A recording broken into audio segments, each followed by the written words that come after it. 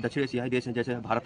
भारत को हम कहते हैं कि विकासशील देश है, गरीब भी देश है, और यहाँ की जो प्रति व्यक्ति आय है बहुत ही डिफिसिट है, मतलब बहुत ही कम है। और जो भी हमारे पड़ोसी देश हैं, जैसे पाकिस्तान हो गया, बांग्लादेश हो गया, और दक्षिण में मालदीव हो गया, आपका मॉरिशस हो गया।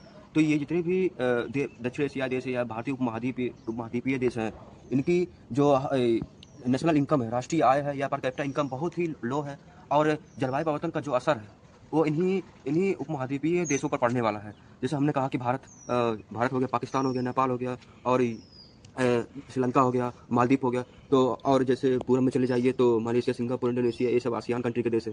तो जो समस्या है जलवायु परिवर्तन, असल में दक्षिण एशिया में जितने भी देश हैं इन्हीं पर पड़ने वाली है। और भारत के जो भी कह लीजिए कि बहुत हम कहते हैं कि जहाँ से भारत राष्ट्र का इनकम जनरेट होता है, वो जैसे शहर, प्रसिद्ध शहर जिसे हम कहते हैं, संपन्न देश कहते हैं, समृद्ध शहर कहते हैं, जैसे चेन्नई हो गया, कलकत्ता हो गया, मुंबई हो गया, और दिल्ली हो गया। ये जितने भी जो तटीय एरिया है, कल दिल्ली तो नहीं है लेकिन चेन्नई, कलकत्ता, मुंबई, जितने भी तटीय शहर है हमारे, जहाँ से इनकम जनरेट होता है, ये सब डूबने के